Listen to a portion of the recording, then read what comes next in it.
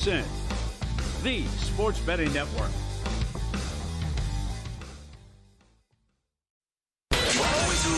Follow the money. That's what I always say. You always follow the money. Yeah. This is Follow the Money with Mitch Moss and Paulie Howard on VSiN.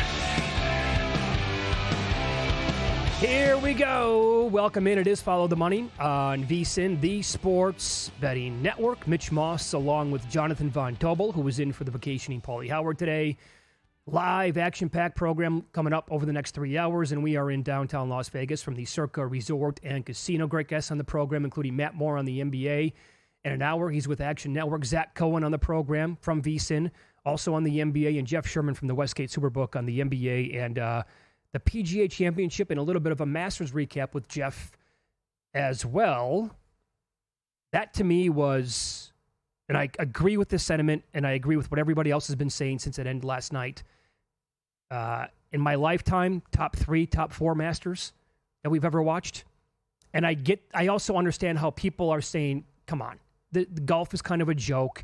Rory had 4 doubles the entire tournament, and somehow he still won, and he was all over the map yesterday. But to me, that was so exhilarating, the way it played out the entire day, and I tweeted this out, and I completely mean this. That blew away the Super Bowl.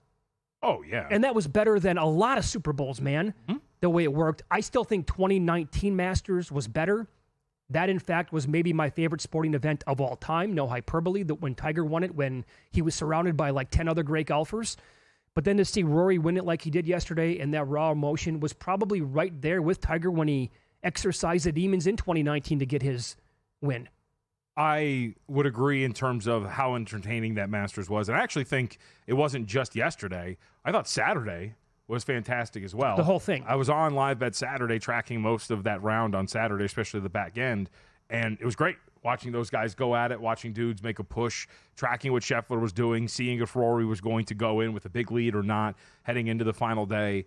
And then you watch the theater of yesterday and the up and down nature of everything that was taking place, paired with the narrative of Rory and if he was ever going to do it. And for me, as somebody who viewed it from the prism of, look, I'm locked into the basketball game, right? I'm a Clippers guy. I want to watch this Warriors game. You're keeping track of it on the side, and you're seeing little things here and there. And I'm like, oh, okay, he's got a big lead. We're fine. And then near the end of the game, you're like, oh, wait, no, he's blowing this. I have to tune in, and I have to watch a playoff now. Even after that, I thought, okay, well, Rose is going to get this. Then he's going to take a small lead, Rory, and we'll be fine after that. I didn't even know there was a playoff until I had to rewind to watch the thing. Oh, yeah. How crazy that thing got. I got to tell you, though, I hate the idea of sudden death. Sure. I think it should be a minimum like 3 or 4 holes, right, overall. And then but the way it started and the way it ended was the most Rory McIlroy round you're ever going to find. Yep. Right? And I said this last week. On Thursday, he was completely imploding. I'm like, I said, I'm never going to bet this guy ever again. And Friday, I mocked myself, and I'm like, okay, because he was awesome on Friday, terrific on Saturday. I'm like, I'll wear a clown suit, which, by the way, I did look for it, but it's not exactly easy to find in non-Halloween season. So I couldn't come up with one, but I will admit that I completely overreacted and was prisoner of the moment after Thursday. But this is also, it kind of speaks to what I was saying on Thursday when like I don't want to bet this guy. What's his name? Brandon Chambly on Golf Network, Golf Channel. He said it was the most bipolar round of golf he's ever seen. And when you start from hole 1 all the way until the very end, I mean, he gives 2 back right away. Hello, nerves, right? Did he sleep at all on Saturday night to get ready for the round? And how nervous was he? He was already down as soon as the round started. And then he comes back and he was brilliant over the next 10 holes. He had a 5-stroke lead at one point, was minus 3,000 in play to win the event. And then what happened on 11? My God, the double followed by another one on 13 and 14. But he also at the same time, and Nance said this on the show, that's the shot of a lifetime. But which one? Because he hit like 5 shots yesterday that you could say was a shot of his lifetime. That's the crazy part about, and like speaking to the bipolar nature of it, those are some golf shots that you will probably never see recreated. Some of these shots that he was hitting to set himself up. And then he's missing some of these putts that you should probably never miss. Again, like as a professional bettor, as a professional golfer. Sure. Like what happened on 18 to close it out in fashion and not have to go to a playoff and worry about it. Very similar to what happened last year at the U.S. Open. It's like, Rory, and by the way, of course, the second shot has to go into the bunker. Yep. Can you just play a clean 18th and not have to sweat this out in the playoff? But then he completely redeems himself And that second shot in the playoff hole was, I don't know, again, was that the shot of his lifetime? Yep. Maybe, but I'm so confused because he hit so many other great shots in the round yesterday. And you hit on the narrative aspect of this, watching the emotion, seeing it all. Lost in all of it, of course, is poor Justin Rose, who is now 0-2 in playoffs at Augusta, losing out to Sergio, especially sinking the final putt on 18 to get to 11 under to give himself a shot, only to go on to lose it. But it's amazing watching. You never really see these guys, for the most part, exude that kind of emotion after they win something like that. The relief that you could feel exiting his body when he's screaming on the green after he wins this thing was great. And that's the kind of stuff that I think a lot of us, we kind of miss a little bit in sports because we don't really see it a ton. And when we do, we tend to crap on it, push it down, whatever it is. I hate to say that I bought into it a little bit. Well, I don't. Here's the thing, right? I mean, that's 11 tries now for the career Grand Slam. Right. He was a child prodigy. I mean, my God, his dad got a hold of an offshore book, a very popular one, many, many years ago and said, can you put up, will my son win a major by the time he's a certain age? And he popped it, and of course he won one. And he's had all those attempts to win it. And, you know, we've thought for a long time that he is the second best player behind Tiger Woods in the last 25 years, right? And to cap off that career Grand Slam, I think that was one of the most genuine moments, right? After the aftermath was as believable as anything that we're ever going to see. Like, that wasn't fake for 1 second. No. A lot of this other stuff, you can make a case and say, okay, that's a little nonsense. Stop it already. I'll go back and tell you. The second time Bubba Watson won the Masters, he broke down and balled again. He did that the first time. Right. You didn't get that out of your system the first time. You're going to ball again the second time? Sure. That, I was like, come on, dude. I get it the first time. Anybody who wins the first time, you can be as emotional as you want. The second time, that's enough. That is, I think, the rare part about this, too, is there was not a differing opinion on this. There was not somebody out there that was going, big deal, Rory, get out of here. Nobody cares. The golf community as a whole, and if you watched golf, it seemed like 99.9% of people were in on the narrative. We're cheering for him at the very least. We're happy that he had gotten it. I also got to tell you, though, I wanted Rose to win in the playoff. Oh, I mean, so did I. I had him, too, but I had Rory and I hedged. Yep. I just, I am amazed when things like this happen, and I tend to kind of poo-poo these things. It was hard to do that watching him yesterday, especially the nature of it. If he had kind of cruised the whole way and all that kind of stuff, I don't know, maybe it doesn't hit you as hard, but the fact that he was Rory the entire way. Oh, my God. Up until the final putt made it that much more special. Do you have any desire to bet him now that he's the favorite to win the PGA Championship? He's like plus 425 at some spots. I mean, given what we know about him, no, right? You would assume that he's not going to go wire to wire. Given what we know about the way he golfs and the way his putter can be that erratic at times, it would seem that you're probably, during a tournament, going to get something cheap on him at some point. Probably right. So maybe, over the course of the entire tournament, he eventually wins it. But what are the peaks and valleys of the tournament where you're maybe going to get something better than what the price is before the tournament starts? That's right. So you were live on the air for the show, Live Bet Saturday, and you're holding onto a ticket with Justin Rose. How maddening was that for you? Because I think I lost count at the strokes that he lost putting. He could have gone wire to wire.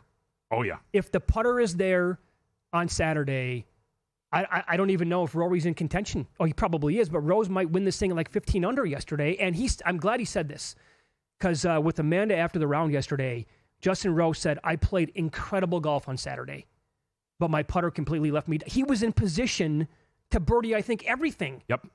And if you remember, too, there was the one that specifically sticks out to me on Saturday, I think, it was probably about a 20 or 30-foot putt that it was right on line, but it had too much run on it, and it popped out of the cup. It was for birdie. And I'm like, man, that's probably going to burn him.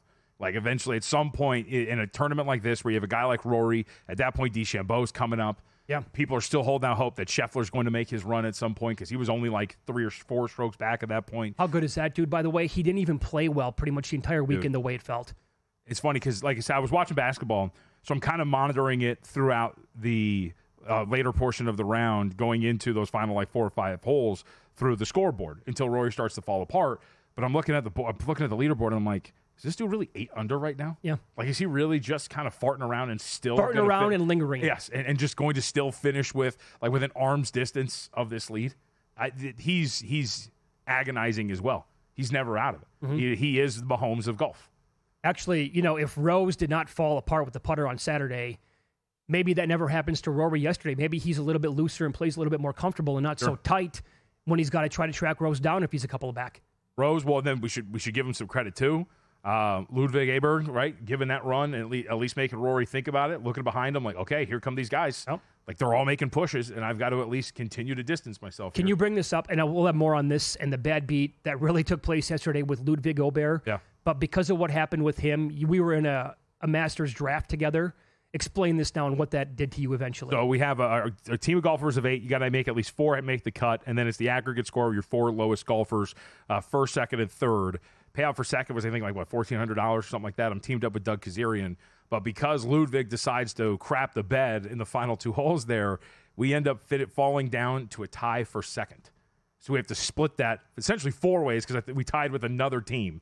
So a second-place pot that would have been just me and Kazarian because of Ludwig. And I guess you give him credit. He was going for it, right? He was trying to push.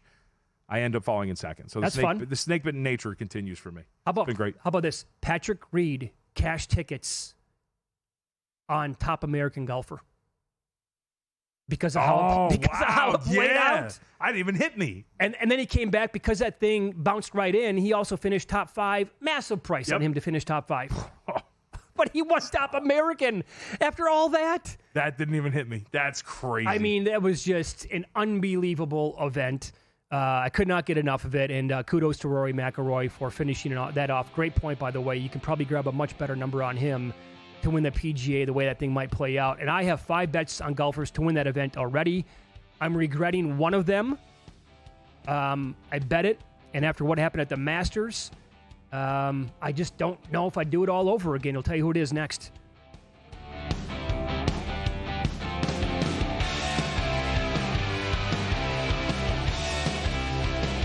In the heart of downtown Las Vegas, a sports oasis awaits. Stadium Swim, the ultimate outdoor amphitheater, built for the ultimate sports fan, with a colossal screen that brings the game closer than ever.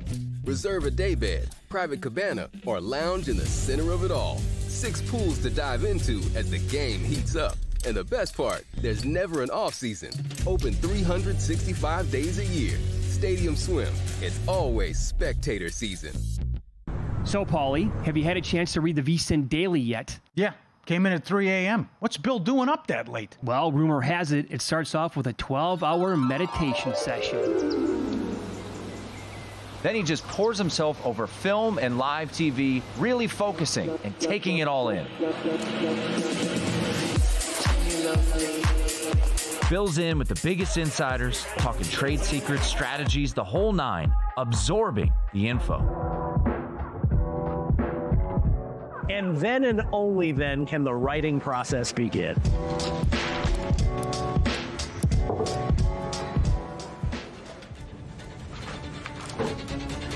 In Las Vegas, Bill's late night becomes your early morning. Wake up to the very latest betting insights in your inbox with the VSiN Daily. Sign up for free at vsin.com/newsletter. On the next A Numbers Game, we've got the NBA play-in games tonight, 7-8s, 9-10s tomorrow, and of course, playoff series established for this weekend. Drew Dinsick joined us with all of his projected numbers, and we'll juxtapose them against the actual numbers, looking for value in the NBA postseason. Plus, baseball with Mark Borchard, and how about some midweek soccer? Champions League with Paul Carr. It's A Numbers Game, 10 a.m. Eastern, 7 a.m. Pacific, right here at VSiN.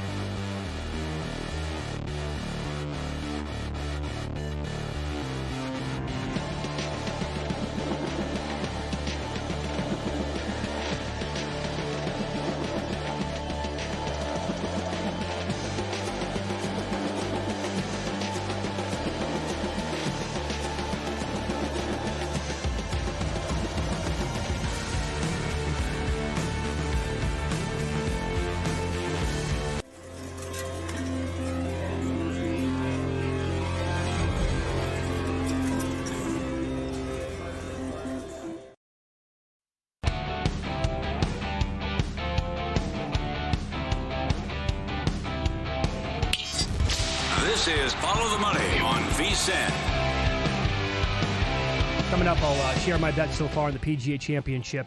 5 guys so far. I'm on JVT, who's in for Paulie this week, to guess which guy I already regret. But how about this for another bad beat? Email always open, ftm@vsin.com. This is from Paul.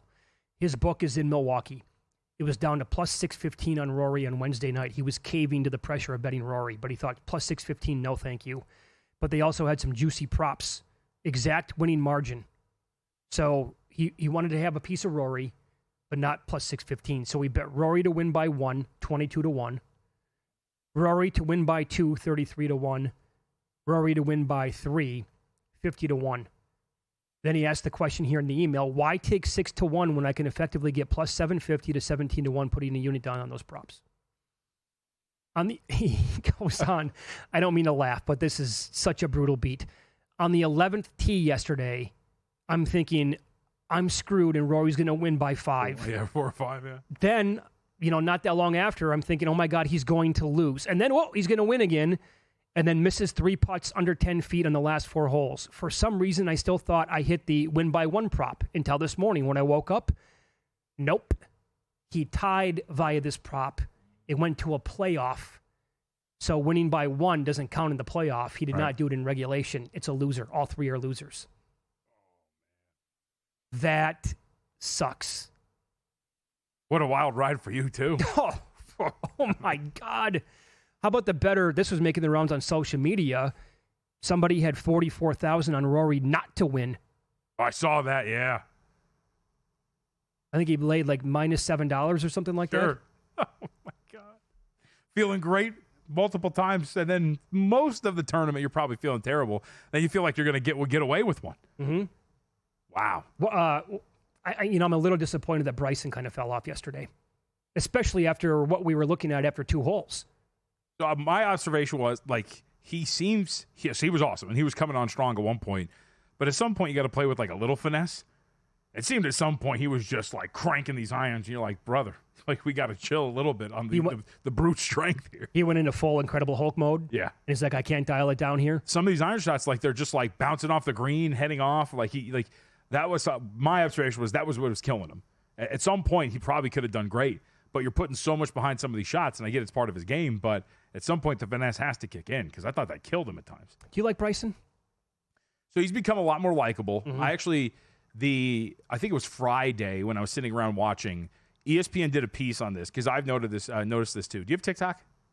You want to admit this as an older man? No, I do, but I'm never on it. So okay. It doesn't matter. So I have TikTok, and I'll go on it every once in a while, and he'll pop it into my feed because he's got a TikTok account, and he also is on YouTube. He's got a lot more social media stuff. He's used social media very well to become a lot more likable. He had a series on his TikTok page of, every day attempting a shot over his house for a hole-in-one on the green in his backyard. Eventually, he hit it day 16 or whatever it was. And he does all sorts of different things that I think is, I don't know if it's calculated to try to make himself more likable or seeing him more is making him more likable. But yes, I've come around more on Bryson DeChambeau given the way he's presented himself. He was a total villain during the pandemic. Yes. When he completely beefed up and you're like, dude, it's not protein shake. Stop. We know what you've been doing here. Yeah.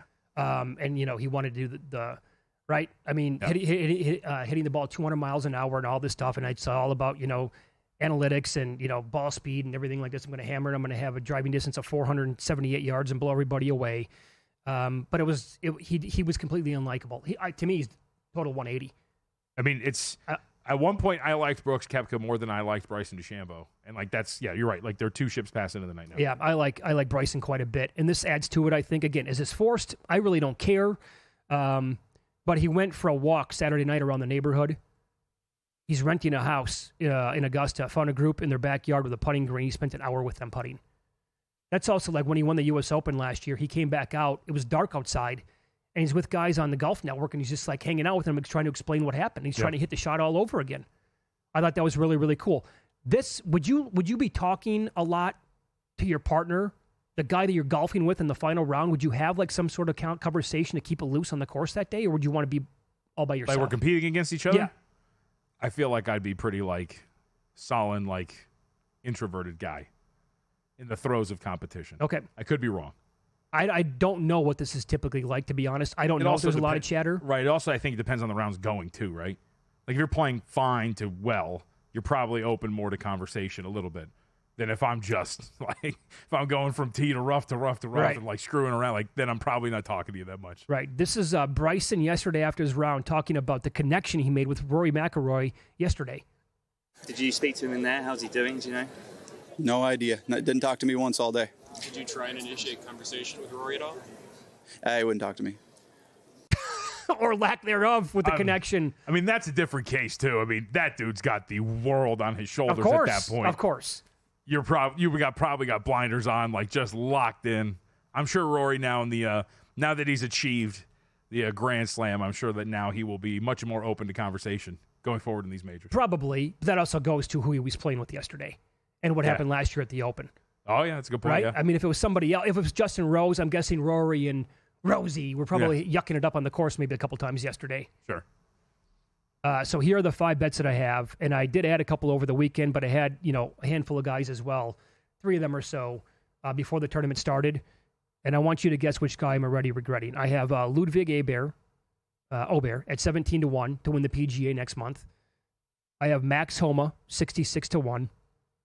I have Russell Henley 80-1, Corey Connors 80-1, and Rasmus Højgaard, who did not play well on Sunday, but overall was pretty decent at Augusta, 200-1. Is there a golfer there that you think, Mitch, that's a stupid bet? You'd probably like to have that one back. Well, Henley missed the cut, correct? Mm-hmm. So he is a candidate. Højgaard hasn't really been playing too well, though, in his overall form, although he was, like you said, he was fine at Augusta. Those are the 2 that are my candidates, and I'll go with Rasmus. It's Corey Connors. Really? Yeah. And I bet him over the weekend when he was in contention pretty much the entire time. Yep. The putting was an absolute disgrace. It was. It's funny you say that, too. On Live Bet Saturday, Luke did convince me to add him as well to the portfolio. And Corey really, Connors? and it was also the play. Like, Saturday, he was striking the ball really well. Oh, I know. Looked but like he was really good. Here's what I'm going to say. And maybe, again, I could be dead wrong on Corey Connors. And if he wins a major this year, whatever. I'll admit that I was wrong, much like when I gave up on Rory on Thursday. 2 of them, yeah. I think Corey Connors is a guy, and I was going back and forth with a friend of mine yesterday. Corey Connors moving forward is a guy that I'm not going to want to win outright. I'm more than happy cashing a ticket on top 20. Or maybe if the price is right, like a top 40. Or, my God, maybe even a top 10. I just, in a field that is going to be littered with the best in the world, I think the moment's going to be too big for a guy like that. And I think you can make a case for others on this, not on this list that I have right now, but overall that are on tour, either LIV or PGA. And you could say, I like him a lot. Maybe one day he wins.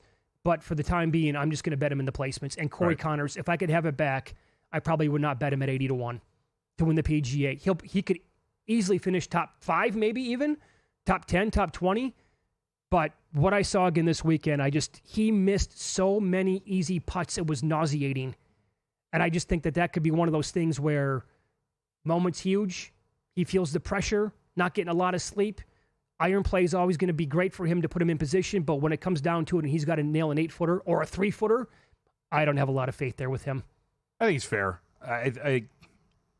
Watching Sunday a little bit of not seeing much of him, but going back and looking at some of his numbers and watching a little bit of more through highlights, I was surprised how poor it went for him, considering Saturday he was kind of getting a little lucky. Like the variance was in his favor when it came to the putter, taking advantage of some stuff. But I will say, he's got the skill set overall to win one of these things.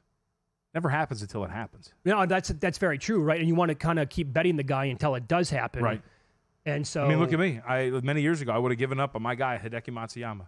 But he finally came home for me. Don't ask me about Tommy Fleetwood, though. I was going to say, who's your new guy? Yeah, I was going to say, don't ask me about Tommy Fleetwood. How'd that taste this weekend, then? Fairway Jesus. Maybe say Jesus a lot. Like, Jesus, man, come on. I know. It's absolutely ridiculous. Uh-huh. VSiN.com/subscribe, folks. We have a lot of stuff up there, including our summer special. Everything we do, August 1st, for less than $60. You're going to want a piece of this. I know we got a baseball guy here, but the NBA postseason is here. Zach Cohen does some brilliant work up on the website. We'll talk to him later. Up at VSiN.com, we have our playoff hub set. I will have the Eastern Conference playoff previews. Zach will have the Western Conference playoff previews. And we have plenty of baseball content, tennis, and more. Go to VSiN.com/subscribe. Check it all now. Summer special, VSiN Pro, through August 1st for less than $60. So the weather is starting to turn where it's going to be outstanding in most spots of the country. Most, not all. And after watching that, do you have a hankering to go out there and play yourself at all? Oh, yeah, absolutely. I'm terrible at golf, but I enjoy playing it. It's a lot of fun. Yeah. I wish I was good. I'm lucky enough. I don't know if you feel like this. I always say this. I'm not good enough to be mad when I golf. And I enjoy being on that level. Oh, you're not that competitive then? I am, but Right. I know I'm not good enough yet. Mm-hmm. All right. Up next, NBA series prices. It seems like everybody in the world was betting this team at a plus price because books opened the number all over the place. We'll get into it next here on VSiN.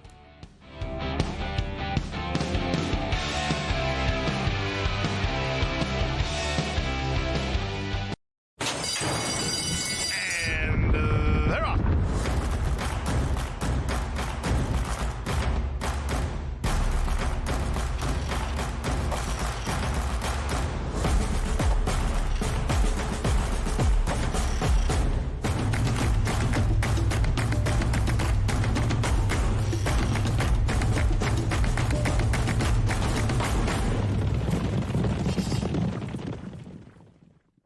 From the Masters to the Derby, playoffs to the draft, we have your summer covered with a VSiN Pro subscription for just $59 until August 1st. That means expert picks for every major event, exclusive betting splits from DraftKings and Circa, 24/7 video access on the VSiN Watch app, as well as betting guides for the Kentucky Derby and the NFL. Sign up now at VSiN.com/subscribe for just $59 and join us on the Sports Betting Network.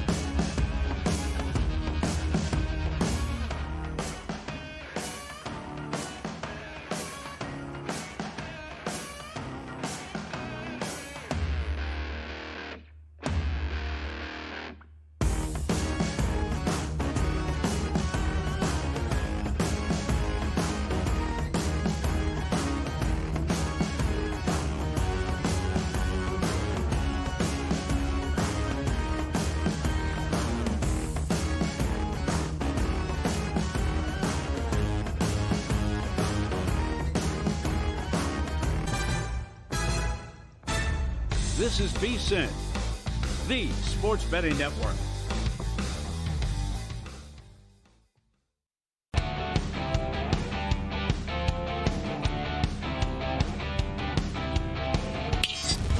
This is Follow the Money on VSiN. Welcome back. Good to have you on board. It is Follow the Money here on VSiN. We're live in downtown Las Vegas, Circa Resort and Casino. Great guest on the program today, Matt Moore, Action Network in 30 minutes. His thoughts on NBA series prices. Zach Cohen, same thing from VSiN. Jeff Sherman on the show a little bit later on. The series price to you, JVT, who's filling in for Paulie this week. Series price to you that jumped off the page right away yesterday was which one? Oh, yesterday? I'll be a homer. It was the Clippers. That's the one I was talking about before the break. Oh, really? So, well, first of all, let me point out that this number, I think, opened up all over the map. Yeah. Because I did see one book opened up minus 190 or maybe slightly higher on Denver in that series. And they were offering plus 160, I believe, on the takeback for the Clippers. Yeah, I'm pissed I missed off on that one. So Jeff Sherman at the Westgate, he tweeted this out yesterday on the show a little bit later on. He opened up Denver minus 115 and Clippers minus 105. That is a humongous difference overall. And if you want, that's like a great ARB situation as well. Yep, absolutely right off the bat if you're paying attention. So this is definitely, I was texting with Jeff a little bit about this yesterday. And obviously the market has kind of swung more in the direction of what Jeff believes to be the price. But I got plus 130 on the Clippers. And I think that this is a team that is obviously in very good form when you talk about just that. I think they've won 18 in the last 21 games. They were well in control of that game in the second half against the Golden State Warriors. I mentioned to you, when you watch that game, almost every big shot the Warriors hit where the crowd's going nuts, pull you to within 2, pull you to within 1, pull you to within 3. The Clippers kind of kept them at arm's length most of the time until it gets to overtime. Then in overtime, they immediately jump out to a 6-point lead, don't really give it up. I think this team is firing on all cylinders. I understand anybody that is listening to this and going, I'll believe it when I see it, especially when it comes to the health aspect. Right. But there is no denying that this team, when fully healthy, and any iteration of this team in past years when fully healthy, is on the same level with some of the best teams in the NBA. Are they right now the second best team in the West? I think you can make the strong argument that they are, and I would. Okay, so let me ask you this. Let's rank the best players in this series. Clearly, number one is going to be Nikola Jokic. Yes. He's going to be the best player in any series, basically. Number two is a healthy Kawhi Leonard. Is number 3 James Harden, or is number 3 Zubac? I think you can make the argument for Zubac given his consistency. So are we really going to sit here and say that 3 of the best 4 players in this series are on the Clippers? Or would you say that somebody else from Denver has to be better than one of those 2 guys? I don't think so. Because, look, remember, Jamal Murray, he hasn't really been playing well all year long. We don't know if he's fully healthy. Sure. Are you going to put Aaron Gordon above Zubac and Harden? Michael Porter? No. Russell Westbrook? No. Christian Brown? No. We can go down the list. In terms of overall talent, this team has it. And then where's Norman Powell? Correct. We haven't even gotten to him. I think you could go in any order you want, Zubac, Harden, Powell, before you get to the next best nugget. And obviously you could debate Powell, Gordon, of course, the dynamic there, or, playoff Jamal Murray is a thing. When he has played in the postseason, he has been great. But I think when you talk about the way that these teams are playing right now and the form that they are in and the form that these players are in, I don't think that there's a question that you're taking Jokic first and the next 3 players are Clippers. Okay, so then your level of concern, evidently not that much because that was the first thing that you did was bet the plus price at plus 130 here on the Clippers. But James Harden has been in this spot several times. He's flopped a lot in big games. Also, there's this, and I hate to even bring this up. Kawhi Leonard is an absolute monster right now. He's one of the best players in the NBA. You don't have to do it. Okay, I won't bring it up then. No, you have to. No, you have to. Right. I've mentioned it every time. Finish my sentence then. Yes, it is fair to have any sort of trepidation about Kawhi Leonard finishing out a playoff series. Okay. He has not finished. He has not finished a playoff series for the Los Angeles Clippers healthy since I believe it's 2021. Remember, they beat the Mavericks in 7. Oh. And if you remember, there was that. It's one of the best performances you'll see for the Clippers in the postseason. At least they went to Dallas. They were down 3-2.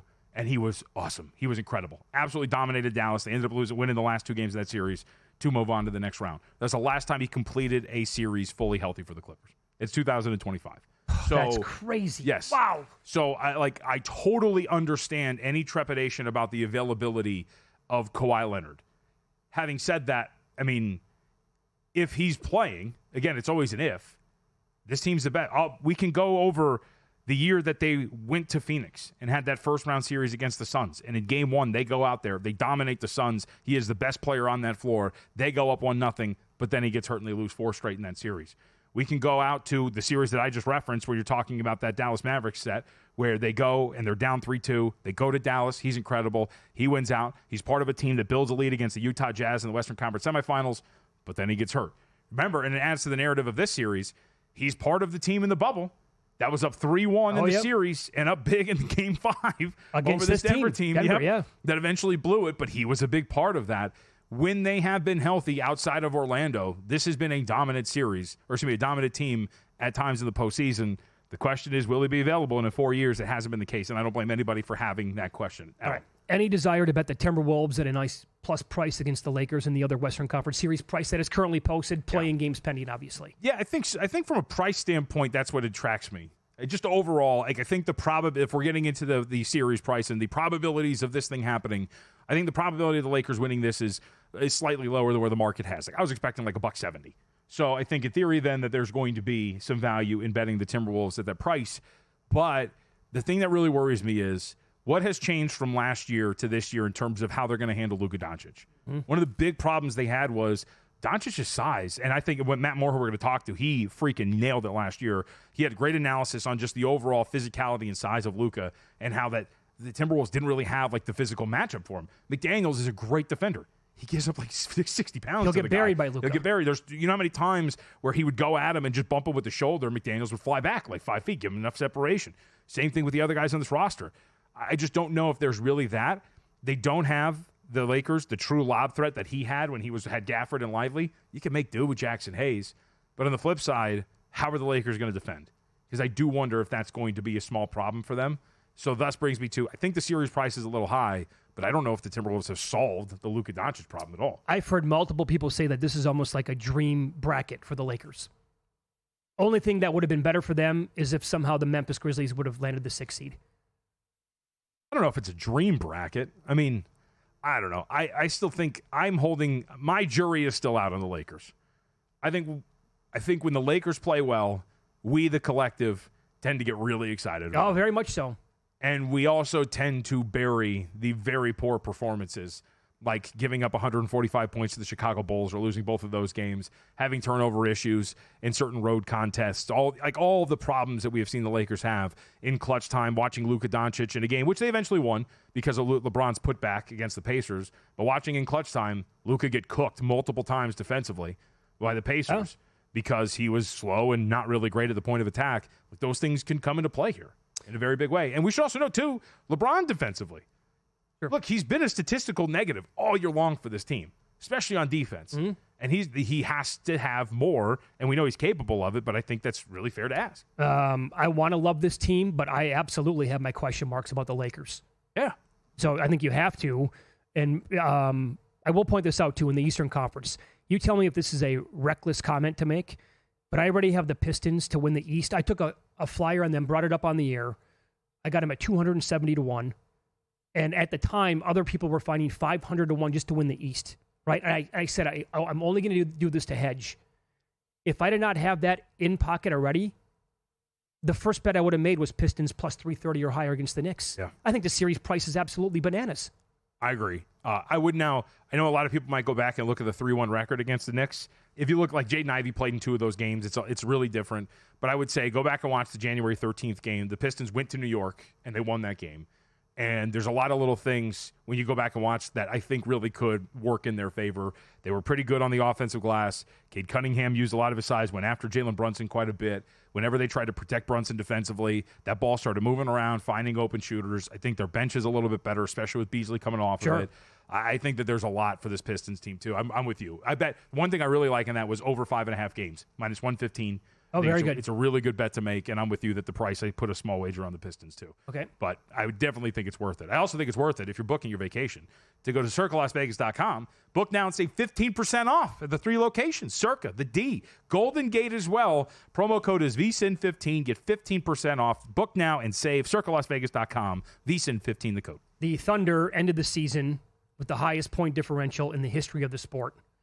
The 71-72 Lakers, now number 2. They won the title. 70-71 Bucks, they're number 3. They won the title. The 96 Bulls, they won the title. The 17 Warriors, they won the title. Last year's Celtics, they won the title. You have to go back to the 72 Bucks, number 7 on the list, last team with a point differential this high that did not win the title. Wow. Is it going to be that simple for OKC? I mean, all I know is that Bruce Pearl was like 98-0 or some ridiculous stat with a lead at halftime. Did he win? Did he win that game against Florida? When they played Florida? Yeah, did he win that game? Did Florida come back to win that game? It could always happen. Win some, lose some is up next, and we will get into the specific beat at the Masters that, to me, would have required a really stiff drink next year on VSiN.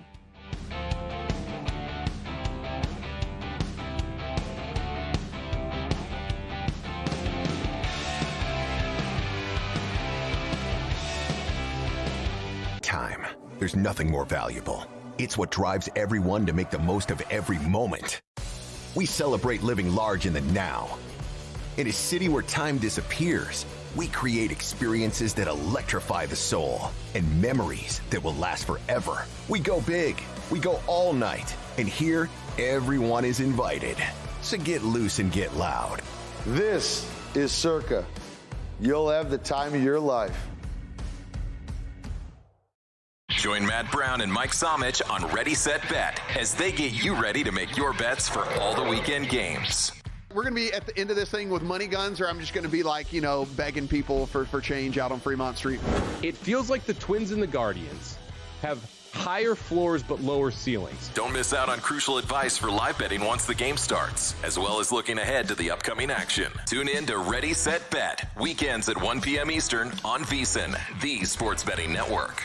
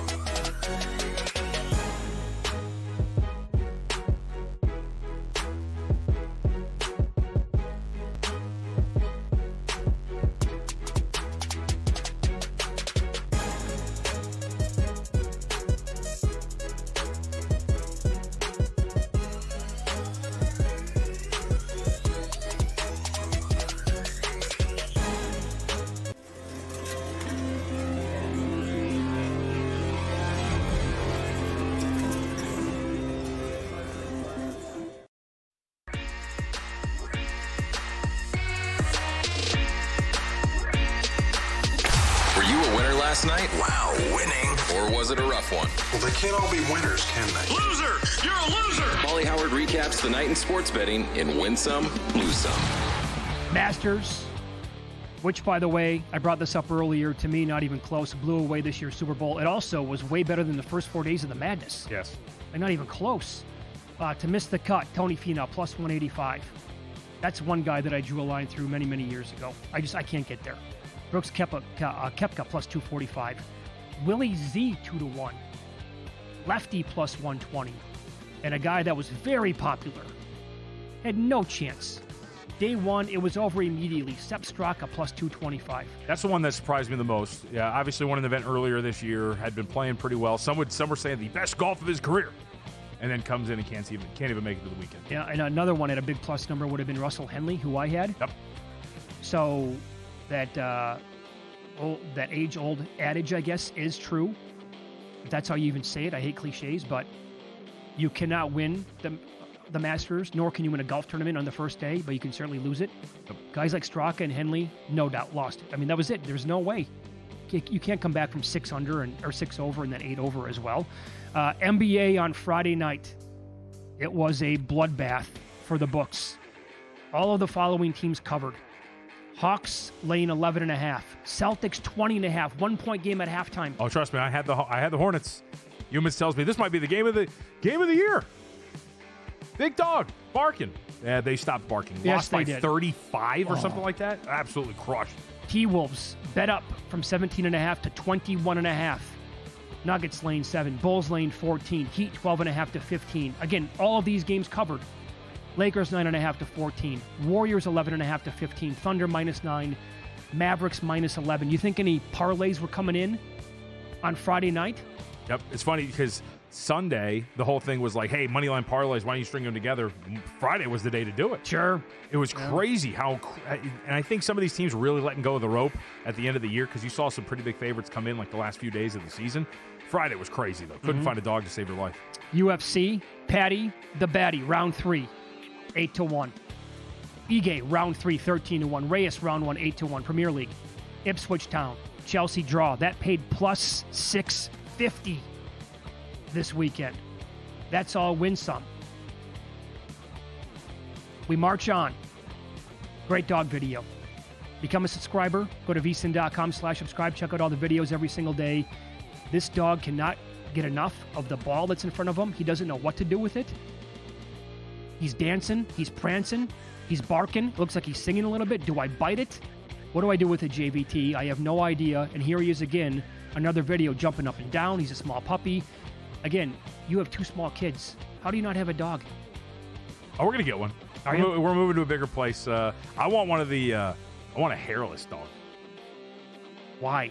My kids, they got their mother's genetics, and of course that leads to some of the most annoying set of sinuses I've ever met in my life. Okay, so it's an absolute nightmare. It's an absolute nightmare. That's the sneezes at Mach 5, shattering eardrums, constant stuffy noses, boogers, everything. I can't do it anymore. Let me give you some bad beats from the weekend. This is what we were talking about. I would have needed to pour a double, and I tweeted this out, based on number 18, probably a triple, because that's what he did at 18. Ludwig Ebert, top 5. Could not come in. And it cost you now in this draft that we had as well. Oh, yeah. It was really great. Now I got to split a second-place pot 4 ways. Thanks, Ludwig. How about this in the NHL? Tampa Bay and Buffalo. Lightning to win the first period. They led 1-0. The Sabres with a goal, 23 seconds left in the first period. The Sabres with another goal, 8 seconds left. Oh. So it went from Tampa Bay leading, and that's going to cash with under 30 seconds to play, to Buffalo actually cashing that ticket. And under 117.5 first half between the Clippers and the Warriors. They scored 15 points in the final 47 seconds, including 9 in the final 29 seconds. And you lost that by a point. That was wild. I didn't know what the first half total was watching that. The second Norm pulled up and hit that, I was like, oh, that probably cashed by a hook, didn't it? Yeah, it did. Just given the way that went, that was absolutely insane. Yeah, Phillies plus 1.5, lost 4-2 in the 11th. Baseball, whiskey, and a revolver. What do you do with the revolver? Well, you just, nothing. Am I firing shots into my couch? Is that what I'm doing? Nothing serious with it, It's more of a metaphor. than anything else. I figured you were just like shooting your couch or something out of rage. You pull it out and you pretend to shoot the TV. I wouldn't pretend. And it's a fake. It's like a fake toy gun, is what it is. That we're messing around with. There you go. That's win-lose. Take your betting to the next level with First Bet. Whether it's Santa Anita, Gulfstream Park, or the road to the Kentucky Derby in Preakness, First Bet puts the action at your fingertips. Sign up now at firstbet.com. #1stbet.com. Use a promo code VSiN200. Score a 20% rebate on all your wagers for the first 60 days up to $200. Bet smarter today at firstbet.com. Tweet from Justin Ray Golf. Rory McIlroy, first European player to complete the career Grand Slam. First Masters champion to make 4+ double bogeys. Second most starts, 17, for a player in his first Masters win. First European to reach 5 majors since Faldo in 1992. And ties for the largest first-round deficit by a Masters champ when he was 7 back. How old were you when Tiger won back in 1997? 6. There's no way you remember it. No, not at all. Yeah.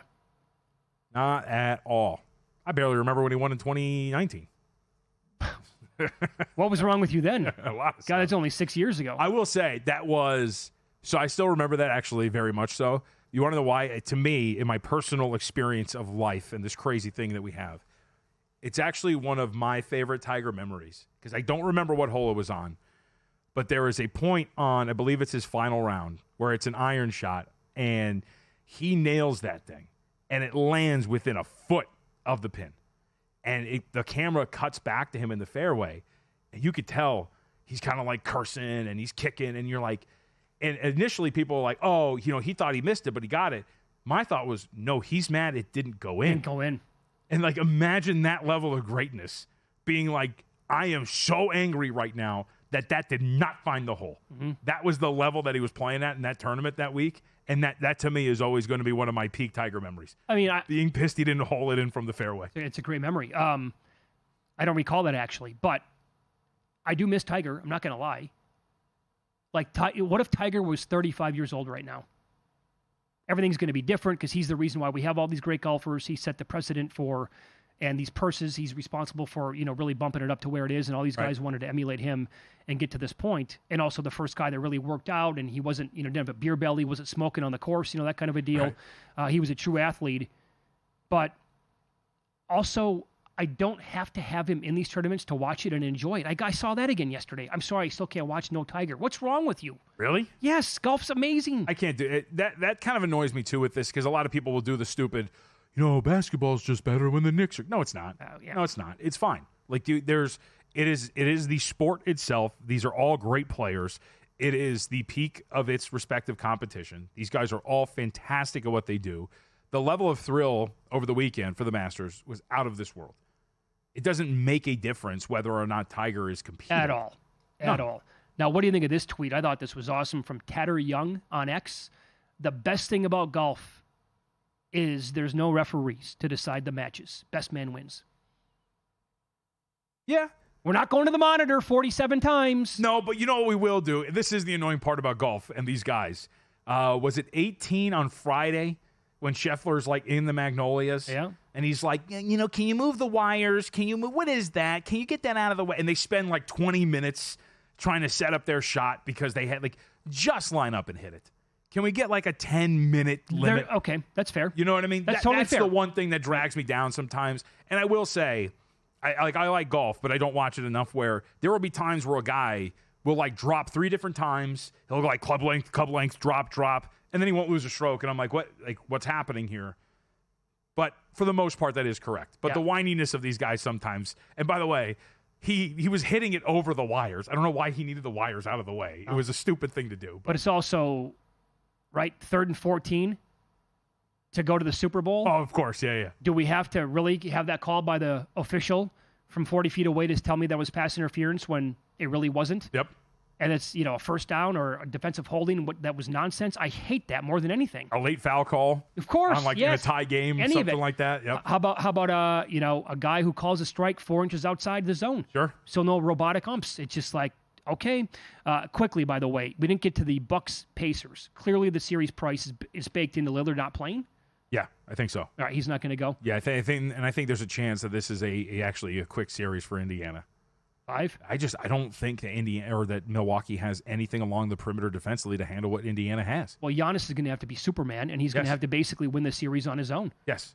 So, like, if you look for some Giannis series props, if you think they're going to be live to win this thing, but if Damian Lillard is not going to play, and even if he does, coming back from a blood clot in the calf that quickly, I know it. How is that going to happen? Well, it's Follow the Money here on VSiN, the Sports Betting Network. We'll go down that path coming up here to begin the second hour of the show.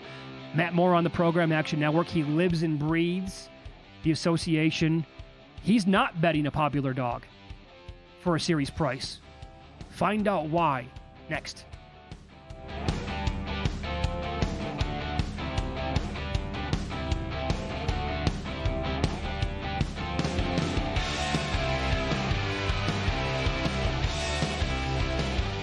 And we're out.